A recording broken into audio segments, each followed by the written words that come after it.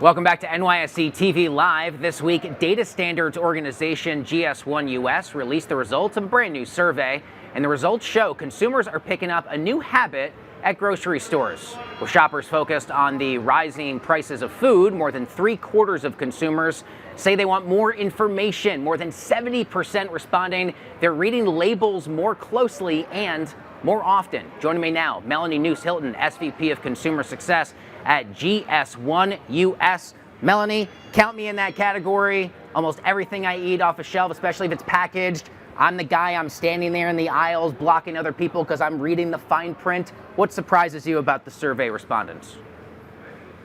Actually, I think the survey response is pretty consistent with what we've expected, given that consumer expectations have been shifting really over the past 5 to 10 years.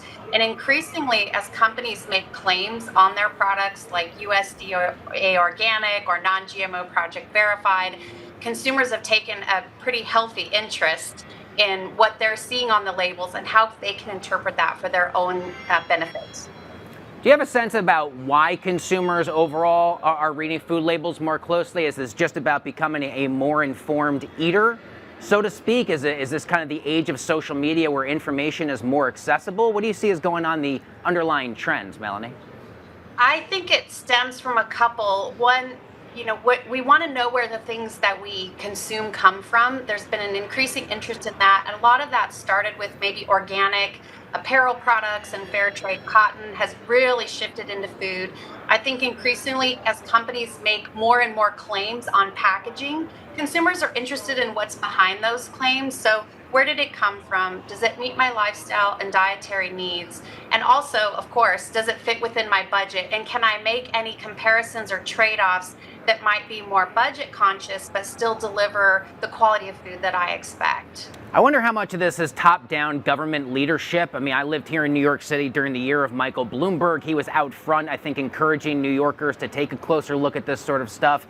At the federal level, you got RFK now working in the Trump administration. These are priorities for our lawmakers. To what degree do you suspect maybe this is top-down information that American consumers are learning from elected politicians and saying, maybe there is some there for me to pay a little bit more attention to?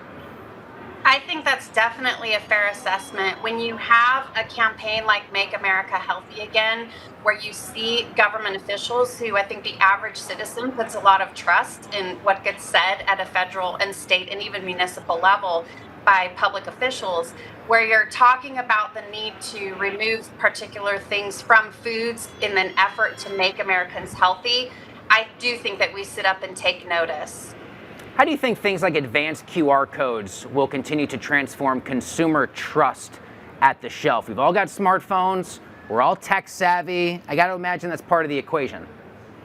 Very much part of it. And I think also to your earlier point about being the one standing in the aisle of a grocery store inspecting a package and trying to figure things out.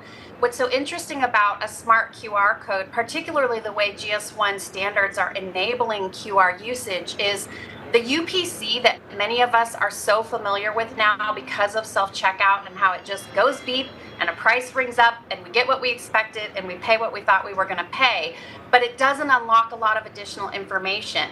The QR code is going to combine that stalwart go beep behavior that we're used to over the past 50 years with ability to unlock that additional information and also tailored to the consumer's needs. So there are several apps that can take advantage of QR code information, starting with your own retailer who in the store will build capabilities that say, I have a preference around peanut free or the allergen free in general, or I have a preference for organic products.